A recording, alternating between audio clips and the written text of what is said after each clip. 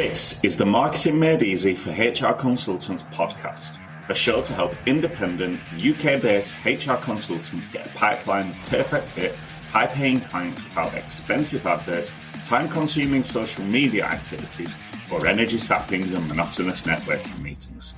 I'm your host, Nick Paninsky, author of How to Land Your Dream Client, a book which explains everything you need to know to get every sale and client you ever want. And if that sounds interesting, then make sure to grab your copy from the influential consultant website today. That being said, let's get into today's show.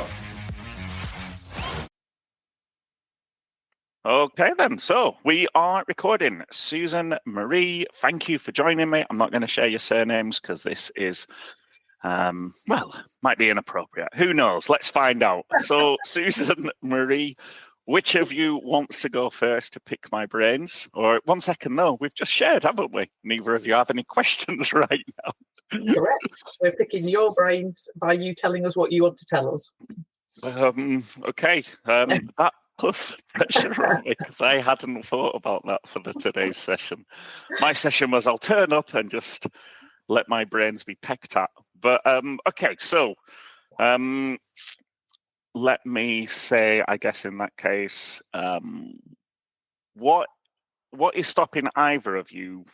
I don't know where you are. I don't know anything about you. I don't know you. Don't know your world. Don't know your business. But let me start off with what's stopping you earning 70k or more with your HR consultancy? What's stopping you earning 100k? What's stopping you earning 150? You know, whatever your goal is, what is the blocker? Getting clients. Okay. Boom.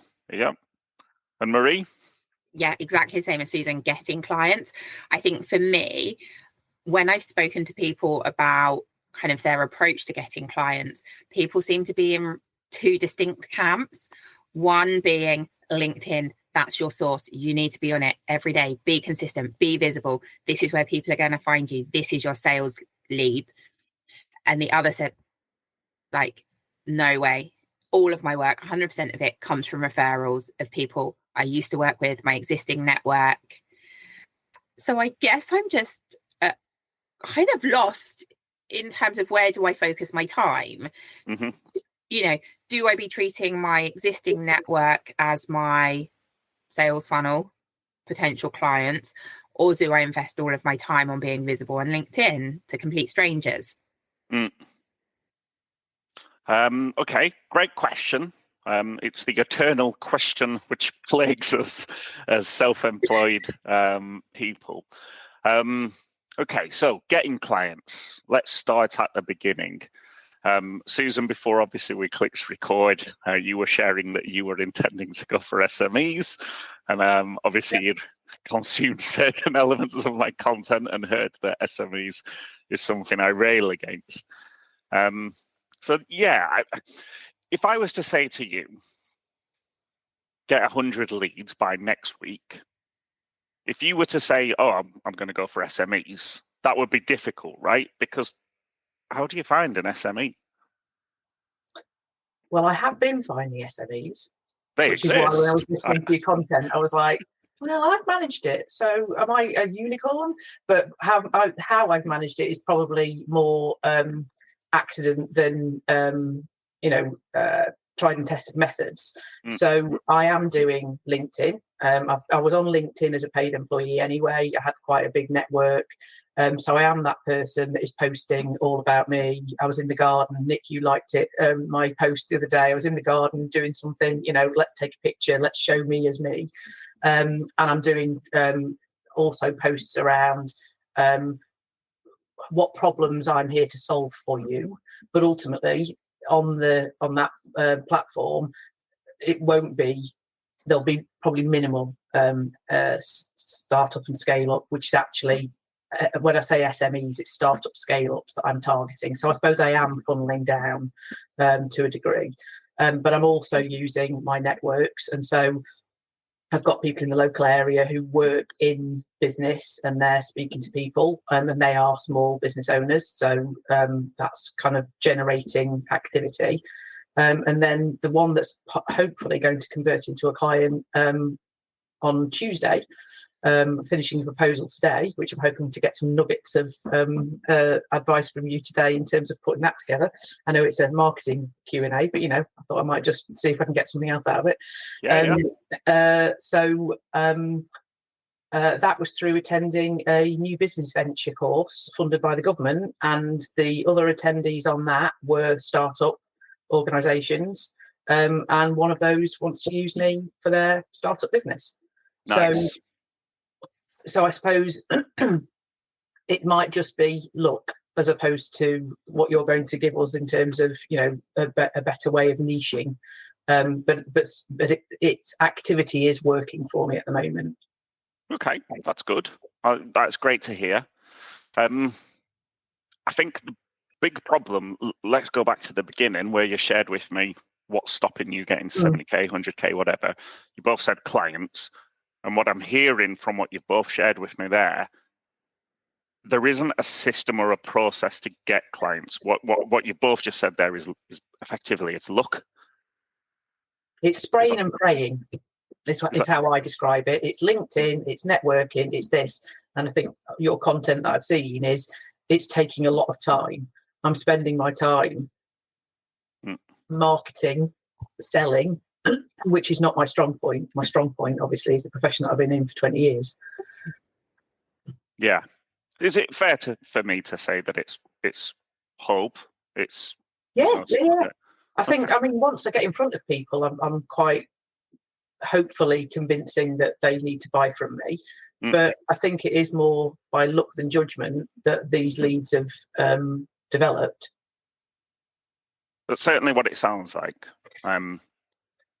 Again, I only know minimal of what you're sharing with me, right? And obviously I've worked in HR, you work in HR. There's always more underneath the surface, but it's a bit difficult to get to that in this brief conversation. But what I'm hearing is effectively it's luck. Like you went along to an SME, the government run course. Someone was like, I need HR, perfect timing.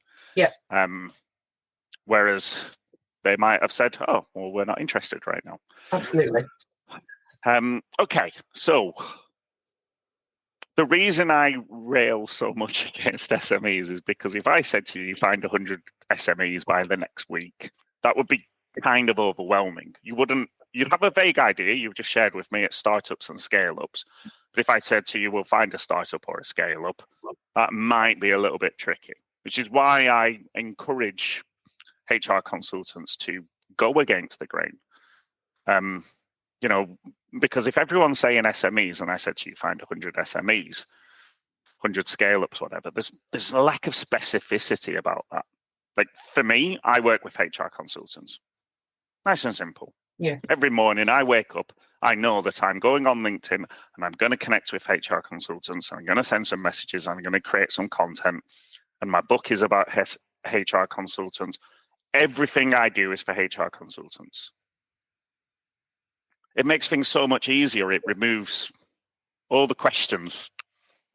So that's why I encourage HR consultants to do the exact same thing. It makes everything so much easier.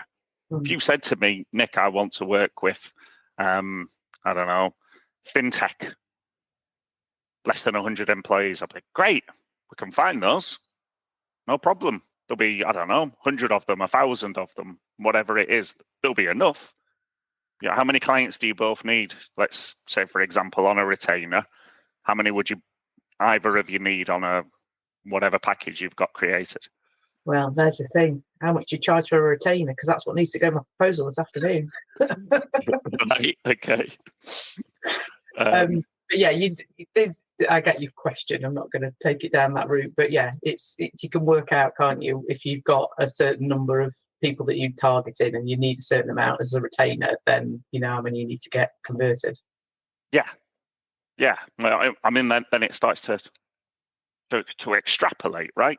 If you know that you need 10 clients on retainer, each paying, I don't know, $2,000 a month or whatever, or maybe you need 20 clients, I don't know, whatever it is that you decided that you need, you know that you're going to convert 1 in every 100 conversations.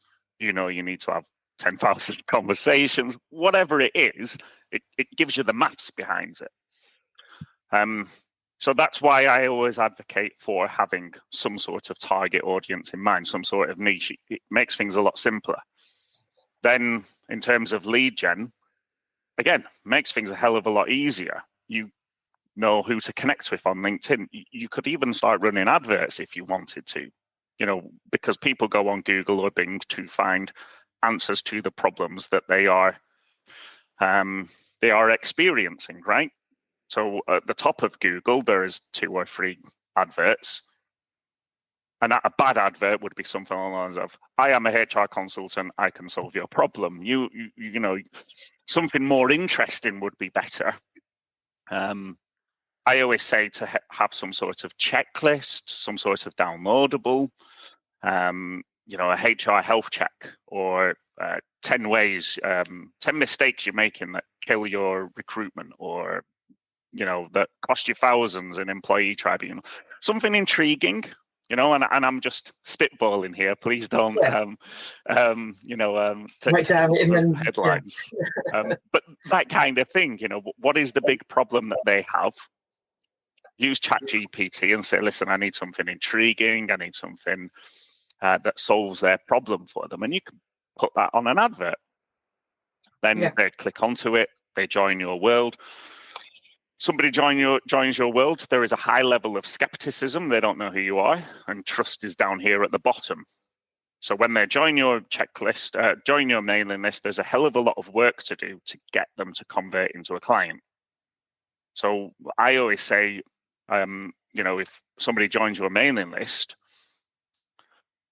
you can then send them a series of emails over a course of a day, perhaps even to video content that solve their problems.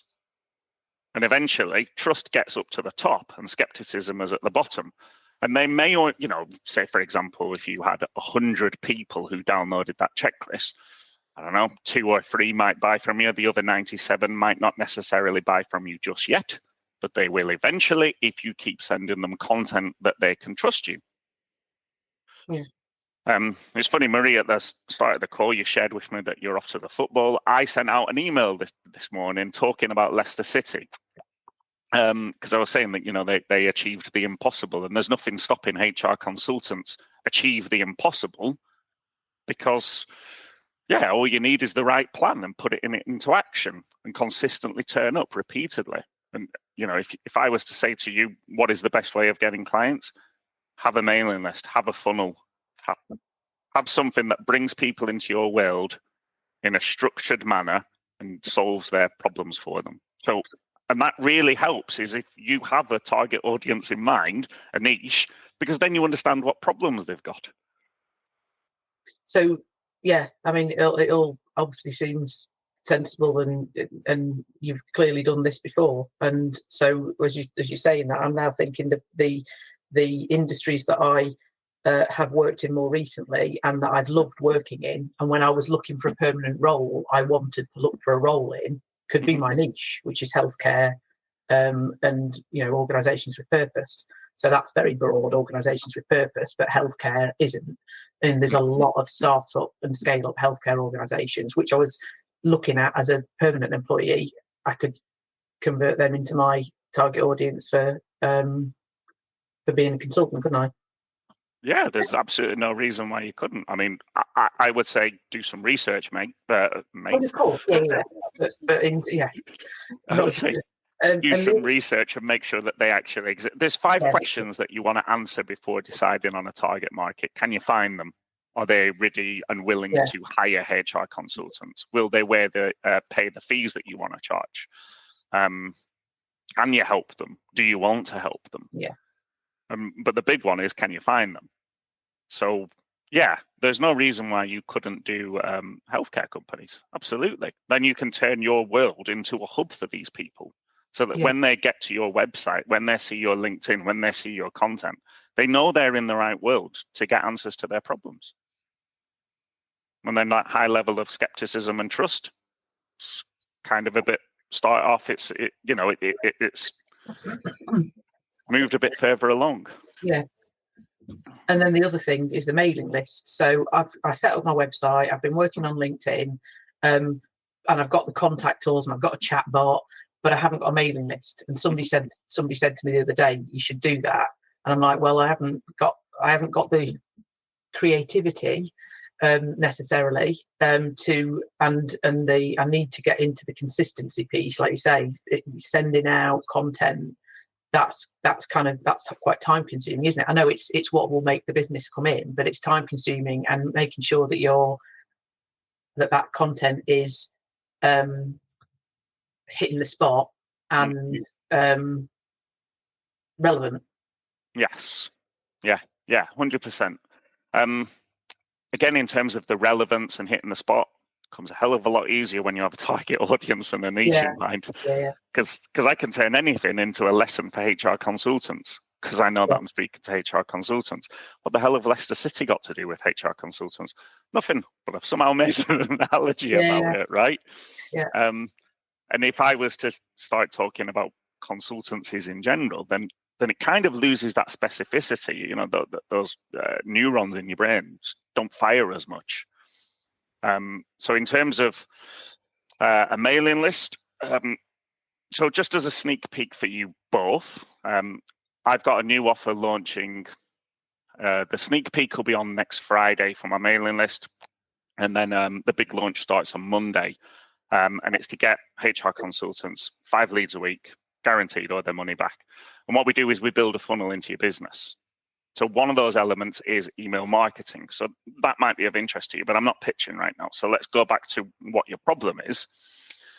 You're saying that you don't know, what is it? Are you struggling with the tech setup or the creating of the content, or both? The reason I haven't looked at the tech setup is because I didn't think I was confident and ready to create the content, because I was spending time doing the other stuff that I've talked about. So and creating content for LinkedIn, and I'm using ChatGPT, and so it's making my life a hell of a lot easier than it would have been had that not existed and had we not got the technology that we've got. But and so I've done a series on, I'm a Clifton strengths coach, and I've done a series of what my top 5 strengths are on LinkedIn, and that's kind of making people know a bit about me, but also sharing about Clifton strengths. So I've been concentrating on that content. What I feel like I'm probably would benefit doing is pivoting, get the mailing list set up on my website, and start focusing my content creation for that as opposed to LinkedIn. Okay. So here's a cheat code for you. If you're on my mailing list, I think you should. I might not be at the moment, but yeah. Not to worry. If you're on my mailing list, if you don't know how to write the content, if you don't want to write the content, as you say, ChatGPT, copy my email, throw it into ChatGPT and say, change the lesson for my audience. They struggle with X, Y, Z. What do you need to, this is always the key question at the end of it. What do you need to know from me? Yeah. Because ChatGPT, without that question, ChatGPT will do whatever the hell it thinks it should do. But you ask that question and ChatGPT will tell you exactly what it's looking for. So then it can create the email for you. Easy peasy. Yay. Thank you. Yeah. Do it in 2, 3, 4 minutes. I don't know. Yeah. And there's nothing stopping you then. Yeah, sharing that amazing content that brings them into your world. Yeah. But I think going back to the beginning, lead gen is something that we're talking about, building trust with people. Let's go back to the beginning of lead gen. How do you get them? Yeah. Yeah. Is that something of curiosity for you as well, Marie, right? Yes. Yeah. It sounds like I'm in a very similar position to Susan. Yeah. Okay. Yeah. So lead gen is basically speaking to the people who are in your target audience and who have problems. You understand their world, you have their problems, and you talk to them about their problems. So there are many ways that you can do lead gen. And most people talk about LinkedIn, they talk about networking. It's a difficult one because those are the really popular ones, but they're not always the most effective. Lead gen can depend on you and your skill set. If you're quite comfortable, you can do cold calling. Right, I've got a grimace there, so that's not. No, left that years ago, not going back to it. Fair enough. Do you know, I used to do cold calling as my primary method of lead gen. I loved it. Do you know how friendly people are?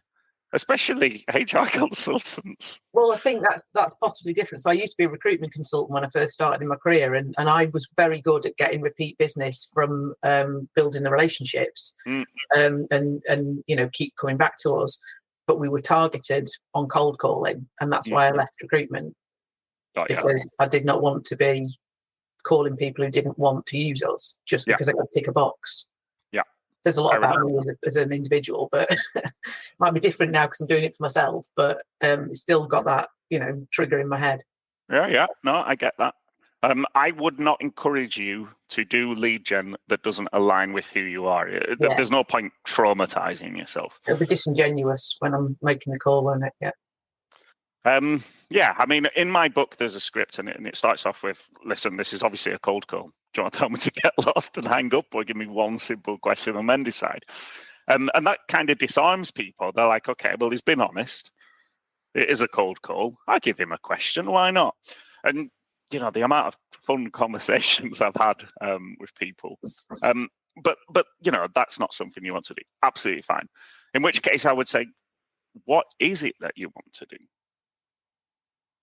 What method of lead gen would you want to do? Would you want to send out letters in the post? Would you want to send out some lumpy mail?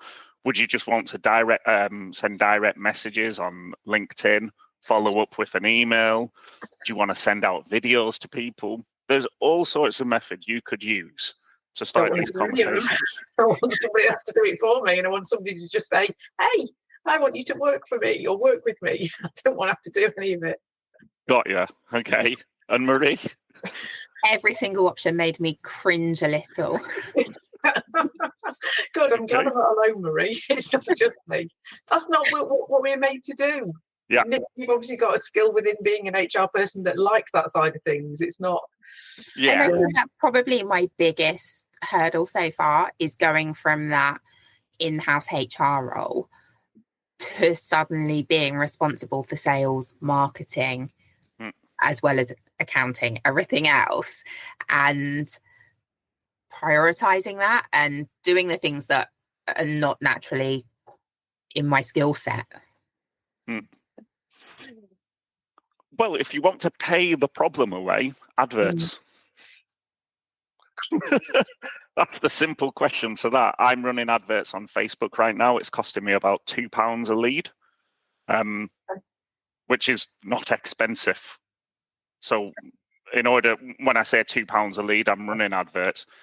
Somebody clicks on the advert, they share the name and their email address with Facebook. I get that information, whether or not they then purchase a copy of my book. Doesn't matter. I've still got their name and their email address. They join my mailing list. So £2 a lead, quick, efficient, easy. I'm not cold calling anymore, and I am turning up and solving people's problems because they want a solution, and I'm offering that in the advert. The only difficulty is, and I will be honest with you, if what you've created doesn't convert, then you're wasting your money. Yeah, you're burning your money. So, yeah. So that's the easy way around lead gen. Like you say, you're either investing, when it comes to lead gen, you're either investing your time, your effort, or your money. Nick, sorry, Susan. No, go on. Nick, what's your view on offering like referral incentives?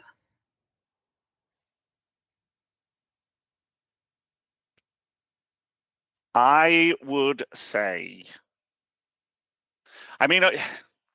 playing into people's ego really helps. So, if you get a good client, right, you can finish the projects with them, and you can say, it's gone really well. How did the service go? One thing I like to do is I like to I call it the Brad Pitt treatment. Like every client I get, I try and give them the best experience possible that I would give to Brad Pitt, so that they feel like they've had a great relationship with me, right? So that the referral happens automatically. You can't guarantee that though. So I like your question, because you're saying, how do you engender that? So one thing is that you can send them a coupon, like a gold token or something, and you can say, give this to the next person who tells you that they've got HR problems. And the next time someone's talking, they're like, hey, I've got that little coupon, and it's like a physical reminder. Does it work 100% of the time? Not 100% of the time, but it encourages a referral without you losing anything, if that makes sense. You could also ask people who they can get you in touch with. Sorry, just to circle back, when you finish the project with somebody, who can you put me in touch with who might need my help? What do you think about that? Still a bit more direct than anything I've ever done. See, I don't mind that. That's it, and that's kind of why I want this first client, and why I'm prepared to discount my rates in my head at least to get the first client, because if I get that first client, then I don't have a problem saying, right, in the circles that you now move in, would you recommend me? And if you would, please do. And can you give me a testimonial for my website? So that I don't mind doing, because to me that's warm calling. It's not cold calling. It's kind of like they've seen me, they've bought from me, they know that I deliver, because I will deliver, and they know that it's going to be good quality and all that kind of good stuff. And I've built that trust with that individual, and that's how I think. I don't think of that as selling as such. I think of that as I don't know. I just don't think of it as selling. I think of it more as like you say, referrals, kind of like growing the network of people that can say, hey, I know somebody's really good at that. I think as well, you can frame it that you are doing them a favor. They're doing a favor for a friend. That friend has HR problems. Yeah. That's how you can sell it, for want of a better phrase. And Marie, I know that obviously it's a bit direct, and you've just shared that with us. Thank you for sharing that. The terrible news I've got for you is that you're gonna have to get outside of your comfort zone if you want to make this work. You're gonna have to do things you've not done before. And I don't know if you guys have heard of her, Mel Robbins.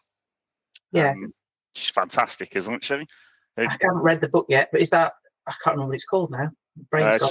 She's got 3 books that I know of. There's the High 5 Habit, 5-second rule, the High 5 Habit, and Let Them theory. Yeah, Let Them. That's the one that everybody's talking about at the moment. So basically, let them get on with it, isn't it? Is the principle, is don't do them, do you. Yes. Yeah. It's fantastic advice. But I think one key phrase that she shared, and I always go back to, is no one's coming to save you. You have to save you. I love that phrase, because that's like, wow, that's a killer, that one. Yeah. So if you want to make this work, Marie. I think for me, so I currently have some clients. If I could get to the point where I almost have a template that I send them at the end, perhaps asking for feedback, saying like, who do they know to refer, that I don't have to come up with it each time, that I feel like that's more just closing out the project, I would be more comfortable with it, because it's just like the next step on my checklist of send them an invoice, make sure I'm paid, ask for feedback, ask them to consider who might also need my services. If I can frame it like that to myself, I would be more comfortable. But I know that the task is no different. I think it's just, then I don't consider it the hard sell. Okay. So do it. You have my permission. I think that if I, on the flip side of that, if I were receiving a service like we do, when you go to a restaurant, they give you a little card, don't they? QR code, give us a review. It's and not everybody will, but at least yours is a more personal service, isn't it? Ours is a more personal service. So people are probably, they know you as a human being more than just, I've been to a restaurant and I'm going to give you a review. And so I certainly, if I was on the receiving end of that, I would happily, if I'd had a good service, which I'm sure you've given, I would happily give that feedback.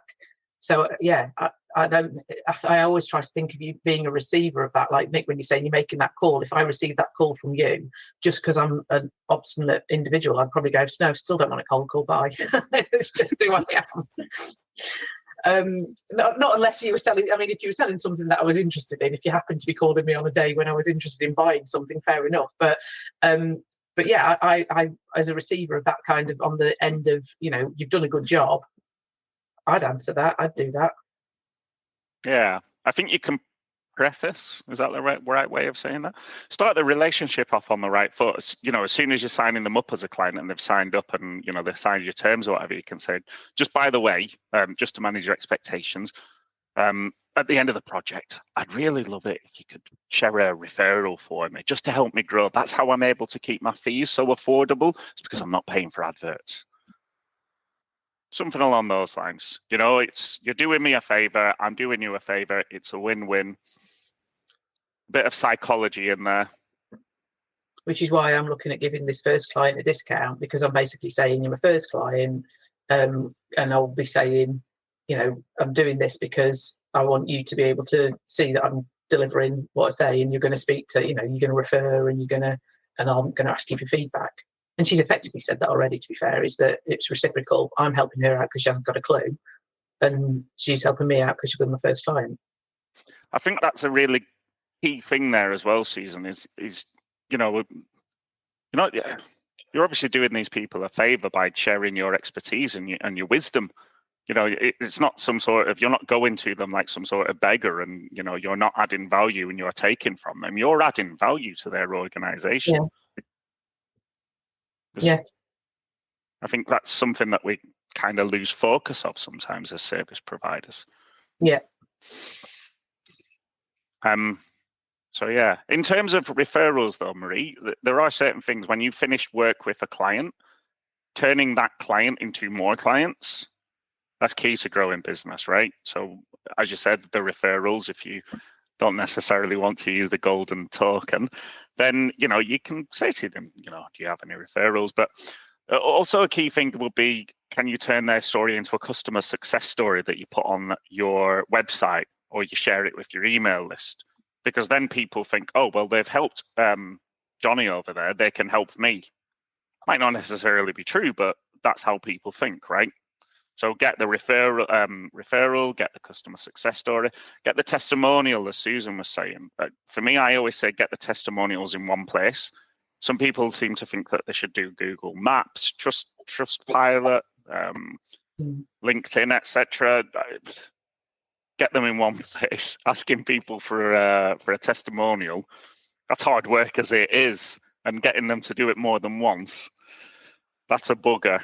So for me, I always get them on LinkedIn, just so it's easy. Then I screenshot it, add it to my website. Jobs are good. And but yeah, make sure to get the testimonial, because that's selling to the future people. If they've helped them, they can help me. That's how our brains think. Just make sure to get a record of it, as I say, a screenshot of some form or another. Because if you put it on a third-party website like Google Maps, Trustpilot, LinkedIn, whatever, somebody clicks their fingers, your account has gone, all those referrals are gone, you're in trouble. So that's why you should get a screenshot. Does that make sense? Superb. Yes, thank you. No problem. Do you have any more for me, Marie? Because you seem to have like specific. When I asked at the start, does anyone have any specific? And you said no. And you've got Susan wants, yeah, Susan wants to ask about a proposal, but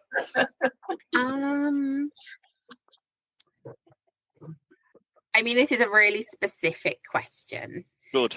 So it may not be relevant, but I guess I've had kind of those initial calls where it's like 15-minute free call, with what is probably a reasonably warm lead because it is a referral. And then I think I need to change my mindset to kind of how I close out that call, because the first few I'm like, yeah, sure, I'll wait to hear from you. And then actually one or two of them have come back and they're like, okay, we're going to put some time in your diary. And I'm like, I haven't signed a contract. Am I able to bill them for this?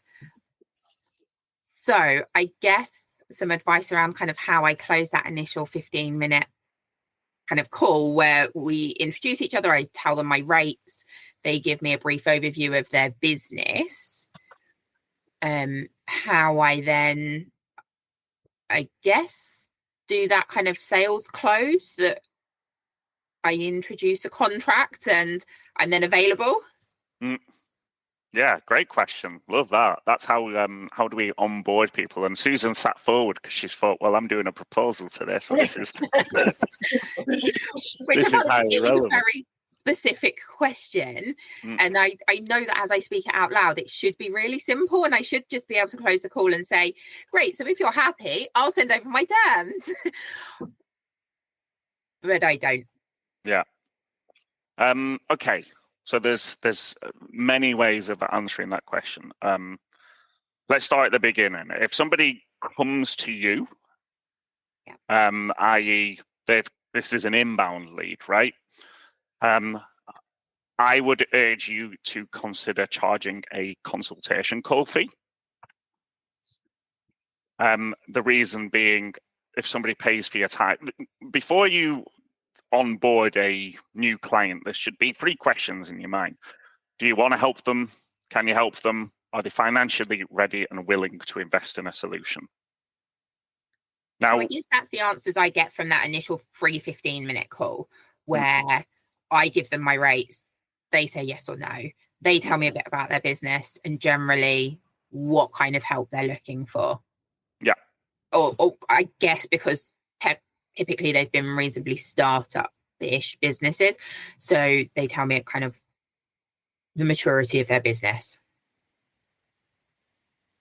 So yeah, in the free 15-minute consultation call that you're offering, what usually happens? Are they coming in just to understand who you are, or are they coming with a specific problem? To understand who I am. So they've been given my details, but they've never had a conversation with me. They don't know how much I charge. They don't know what services I can offer, other than speak to Marie. She does HR. Yeah. So it sounds, if I can be direct here, it sounds like there's a lack of process there. You don't know what they're ringing for, is basically. Yeah, which then I've just been CC'd into an email of, let me introduce you to Marie. Yeah. Yeah. So so for me, I would say before you get on the phone with them, either A, you should know where this call is going, or B, you should be asking questions to make sure you know where that call is going. Because you want to be understanding, is this some sort of project? Like they have a specific grievance or a disciplinary or something that they want dealing with? Or is this going towards a retainer? I.e., no, we're growing, we need this. So, if you can ask those questions before you get on a call with them, understand their world. What is it that you are walking into? Yeah. And then that way, that when you get on the phone with them, you're either A, talking about this, that a retainer package, or B, if they want to talk about a specific problem, there's no reason not to charge for a consultation call and say, listen, I understand your world. I don't know, £100, whatever it is for your consultation call. By the end of it, you'll have a complete plan from A to B to get where you want to go. If I can't help you, you get your money back. If we decide to work together and there's a bigger project at the end of it, we'll use that as a deposit towards it, etc. But if it's going to be towards a retainer of some form, then again, that then presents you with an opportunity to lead the call along the lines of, all right, okay, so this is what you've shared with me. These are my recommendations. How do you feel about that? Yeah, I think it goes back to what I was saying before about, I just feel like I need a bit more process in what I'm doing, a bit more structure, so that I've got consistency. I know that I'm hitting what I need on each call. I guess that's the joy of starting out, is that you learn as you go. And I know that the next time I'm in that situation, I'm going to be a bit more prepared. Yeah. 100%. One thing that I want you to take away with you, Marie, you're the expert. They're coming to you with a problem. They need your help. You need to take charge of the call. Yeah. I guess they're more experts in selling than I am, though. Yeah, but you're not selling. You're providing a solution. They've come to you with a problem. They want that problem solving, whatever that problem is. Solve the problem for them. Tell them how much the investment required not fee, not payment. Tell them how much the investment required is, because that sounds like a positive thing, right? Rather than price or charge, they can have negative connotations. How much is the investment required to get that problem resolved? And then present them with the solution.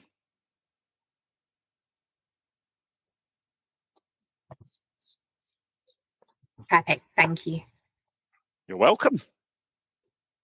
Do you have more specific problems? I'm conscious we've got, give or take 13 minutes. I'm not anal about time, but I don't want to take up all your time either, ladies. And I know Susan wants to talk about her proposal. Let's talk about Susan's proposal. No, it's fine. Carry on. It's not a problem. Susan's learning from you here, Marie. Well, I feel the pressure now. No, this is why I come on to join these things, is because just that bit that you said there about investment required.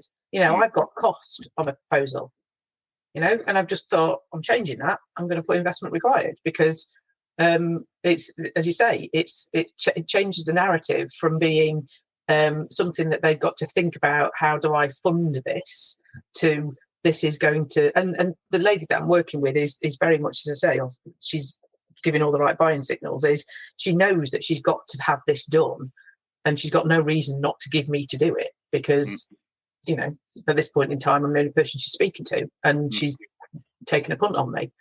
But it just generally putting that rather than putting cost or fee or whatever, it supports the fact that we're providing them a solution, not they're coming to us and it's going to cost them. It's going to cost them. Actually, it's the ROI of the investment, isn't it? They're investing on this, and then they're not going to get sued because they haven't got an employment contract, or they're not going to get whatever it is. Yeah, that person is over here and they have problems in their life, and they're going to end the call with you, Susan, and they're going to be in a much better place. Yeah. There is going to be an investment required, but you are taking them to a great place. Yeah. So, Marie, carry on. What else? Nick, what's your views on like direct messaging people on LinkedIn? Oof, great question. I thought I had no more questions. I can keep going. Give me a little bit of time at the end, maybe. Yeah, great question. So there are a variety of ways that you can handle this, depending on your style, right? Some people might like to just go in with, I advise a variety of methods in my book, but there is a script that I can suggest in the book, and it's more along the lines of, I'll be fully honest with you, this is a prospecting question. Do you want to tell me to get lost and disconnect, or give me one simple question and then decide? That's going to be super direct, and that gets you into a business conversation. Alternatively, you could record a loom, when you've just connected with them. Hey there, I'm Marie. I've just had a look over your website. Some really great stuff there. Love what you're doing. Just wanted to pop by and properly introduce myself. My name's Marie. I do XYZ that's going to help you with ABC. I know now is probably not the right time for that, but if you ever need any help with that, then it'd be great to chat, because I'm really good at what I do. Again, playing into their ego. I really like this about you.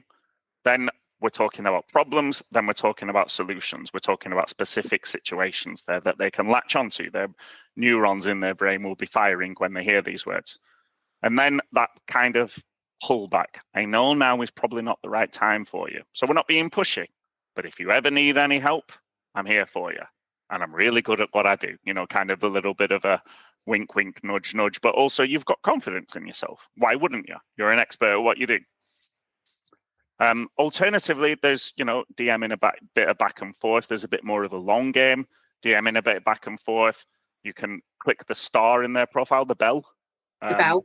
Yeah, the bell. So every time they post, you can jump in there and post a positive comment. And then eventually you can build up a relationship with them and say along the lines of, hey, do you want to have a coffee and learn about each other's businesses? And again, that's the third option, is it's a bit longer.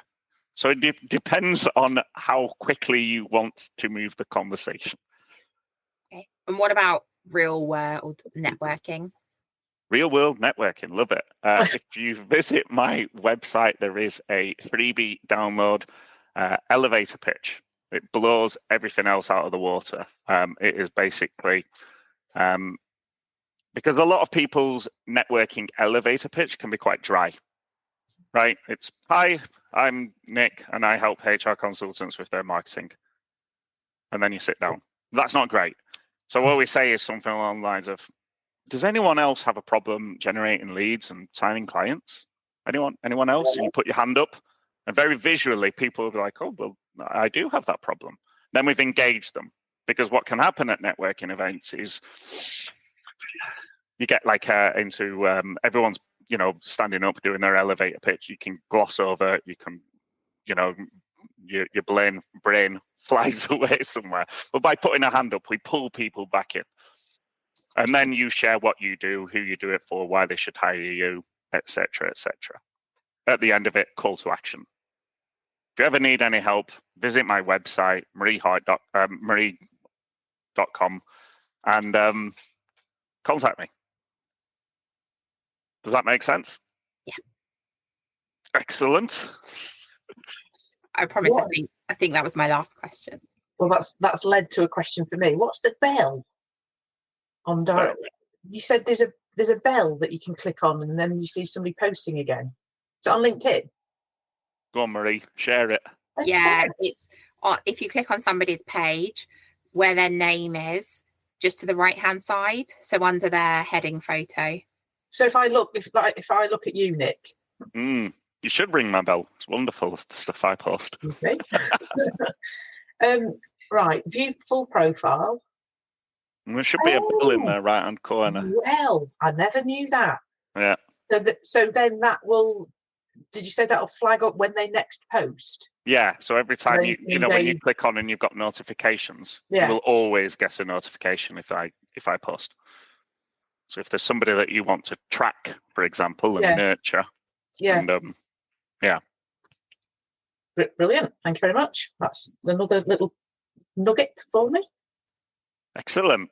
I think one thing that I do want to circle back with, when I was sharing about the methods that you can use in LinkedIn outreach, make sure to follow up. Just because somebody doesn't reply to your first message or even your second message, you can even make it a bit of fun. Tell me to bugger off, otherwise I'll keep messaging you, and put a laughing emoji or a video or something. But what do they say? The magic is in the follow-up.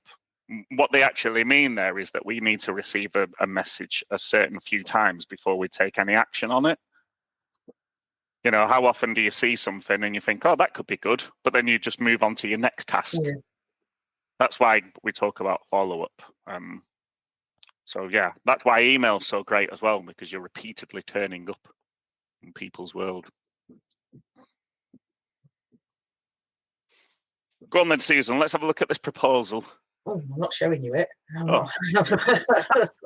not exposing everything out there all at once. Well, it's only me and Marie.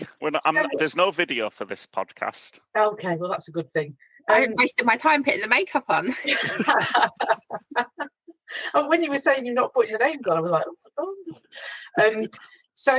So it's a startup recruitment consultancy, right? Mm-hmm. They've got two businesses. Oh, Marie's just sent me an invite.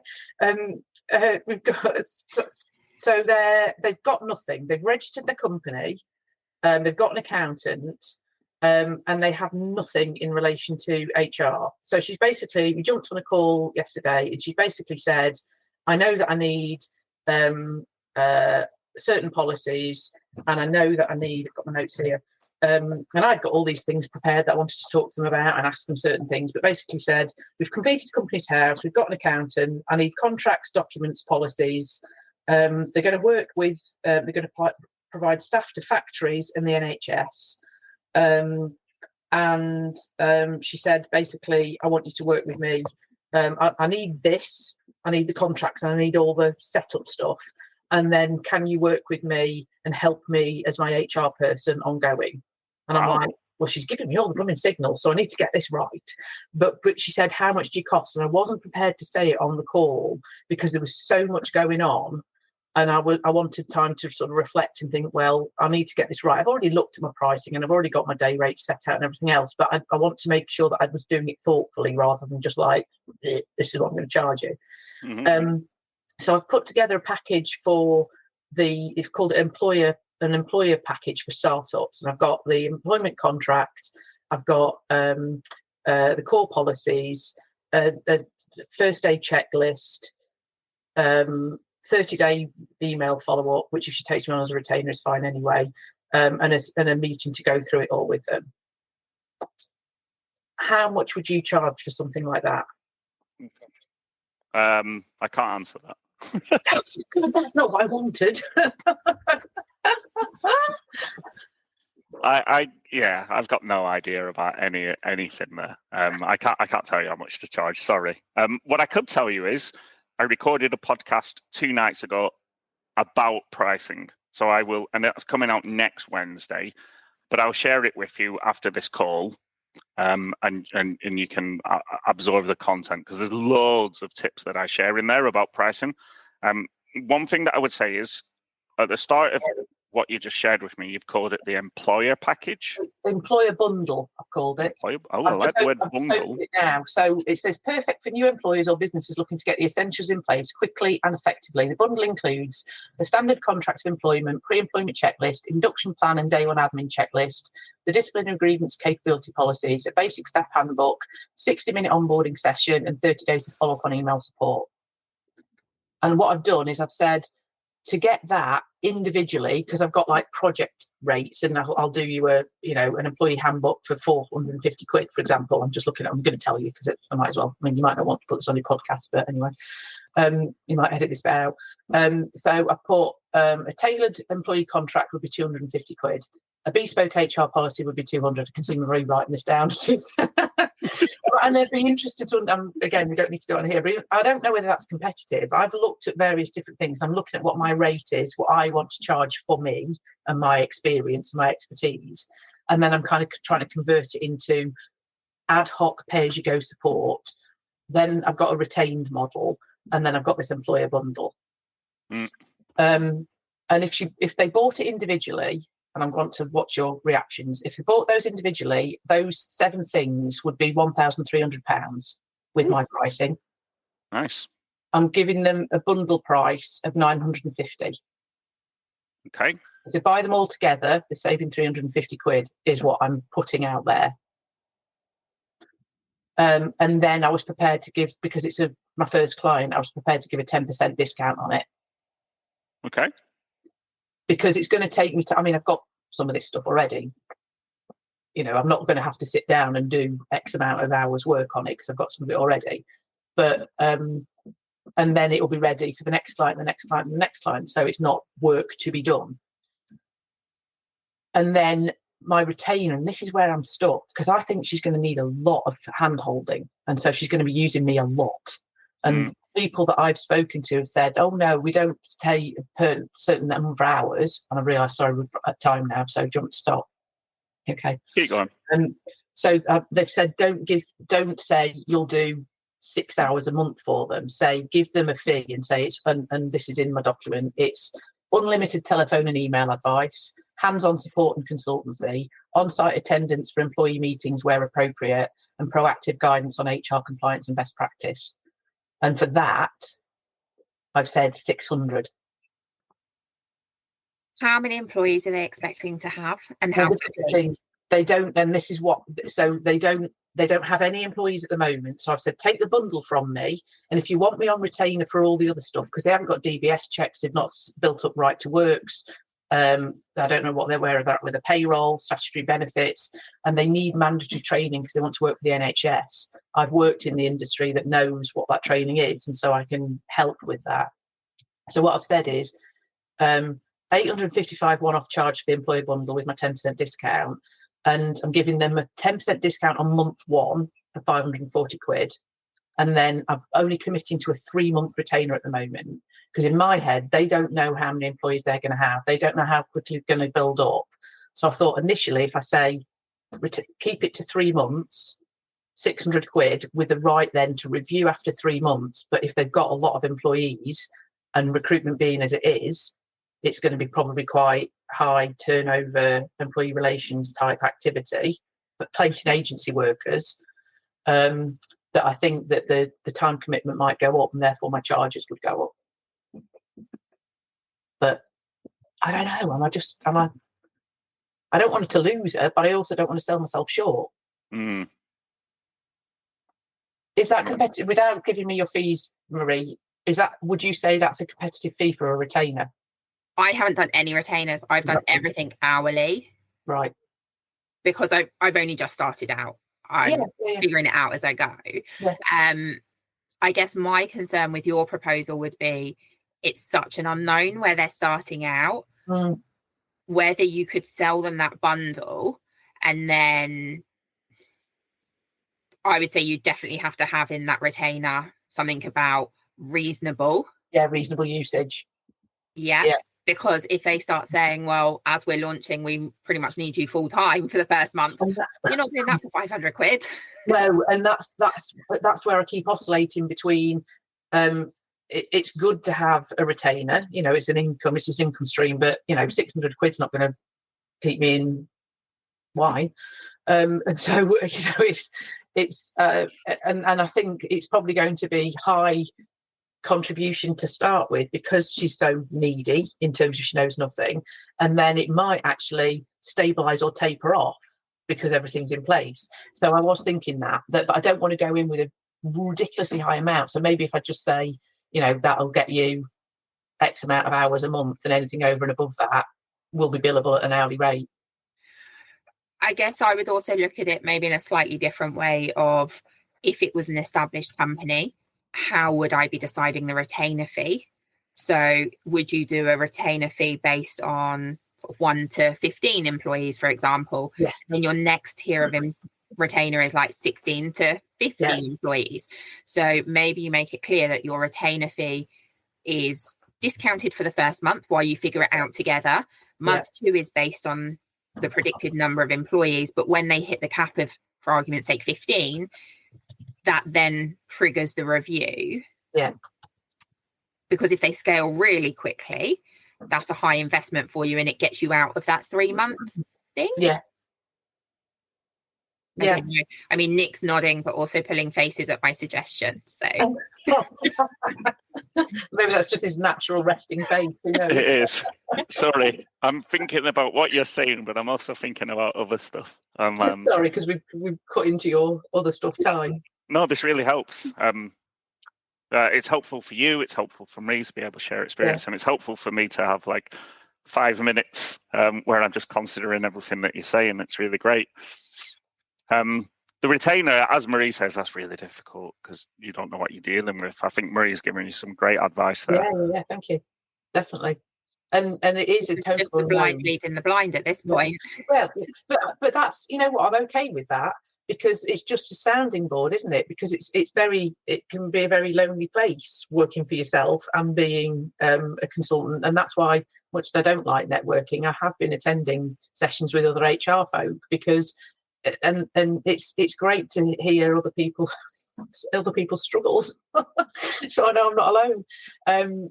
But yeah, no, it is. It's just getting people's reactions to, oh, never mind, what are you charging? I'm not in direct competition with you, but does it sound like I'm in anywhere near? I'll be really open. I'm charging £130 an hour. You see, I want to do that, but I'm going, oh, I shouldn't do that. The first person I told, I died, not just a little bit inside, a lot, because I was like, nobody's going to say yes. And they went, yeah, okay, fine, send me the terms. And I went, okay. Yeah, I'm selling myself short. And then the next client, I just said it with confidence. They didn't bat an eyelid. Yeah. And I was like, okay. I think if I'm going to, I keep going, I'll do it a little bit less because I'm starting out, and a little bit less I'm starting out, and I'm kind of like, what are you doing? Because you 20 plus year professional, and you in a permanent role, you were on a good package. Why? I mean, and I still would be, don't get me wrong, but it's not all about, and it's not all about the money, but why am I going, So but I'm prepared to give her and probably a couple of other people that are in the pipeline at the moment a discount based on the fact that I'm finding my fee.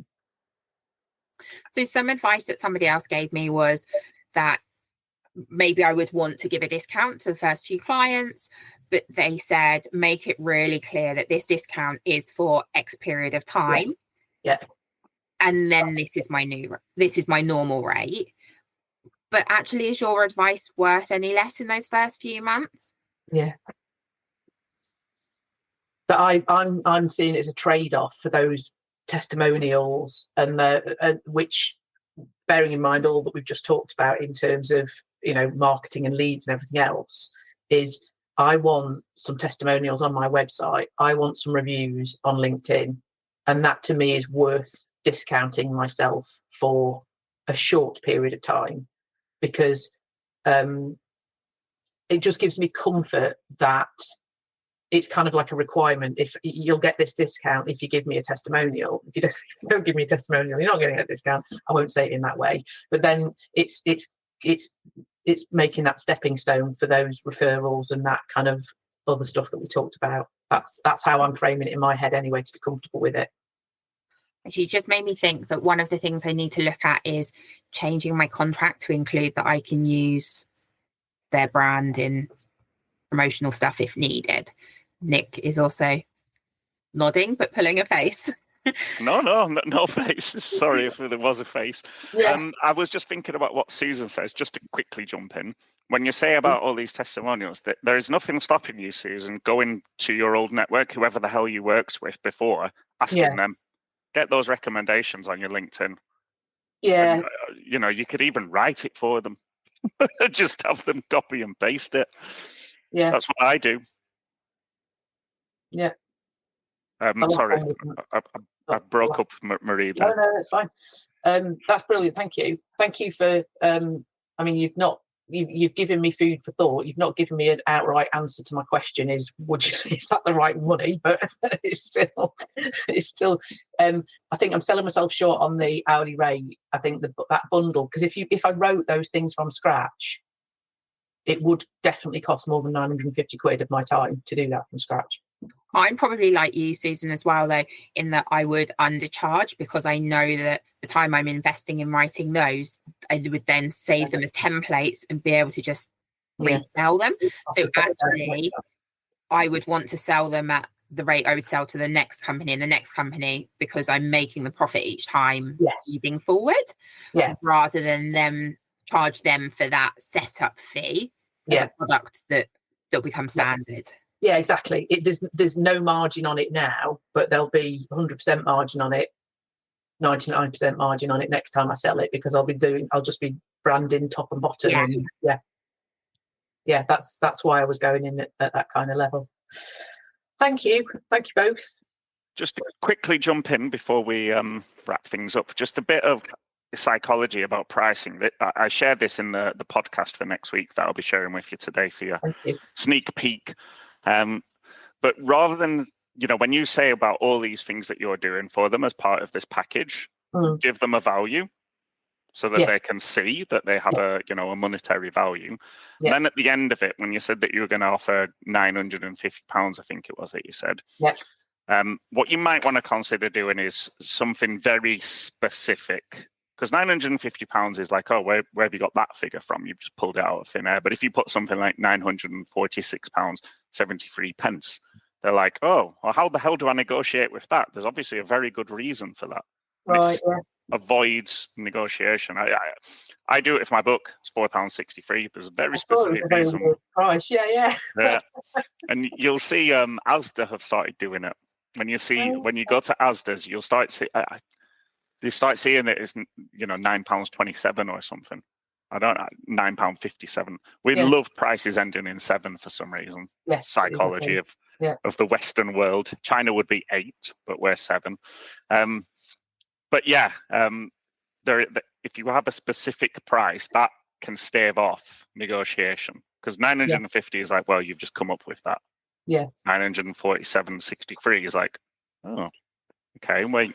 And it forces them to take a step back and think. So I don't know where this client is coming from and whether or not she is going to negotiate with you, but that can help with that kind of. Thank you. Yeah, makes sense. And it was a case of I looked at it and went, what does it look like? You know, I actually looked at it the other way and said, saving 350 quid looks good. So I bought individually 1,300 because each of those things are listed in my normal pay-as-you-go services above, so they can see that that's the right amount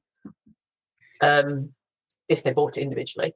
But then the bundle price, I was focusing on does it look good when you say you can save 350 quid? I'd go for something where I was saving 350 quid. Or could you do it as save a percentage? Yeah. I'll definitely tweak it so that it's not a round figure, and make it so it's a decent percentage. Yeah. As I say, it's a once and done pretty much. I can then lift and shift to other clients. Superb. Great. Thank you very much. No problem. Any more for any more? Excellent. Well, thank you both for joining me today. I'll be sure to send over the podcast for next week for pricing. You know, you might pick a few things up there. And yeah, that's it. Brilliant. Thanks for your time. Been really Thanks for your time, Nick. It's been really helpful. No problem. I'll see you both on LinkedIn, no doubt. Yes. Thanks. All right. Take care. Bye. Yeah. Bye. Bye.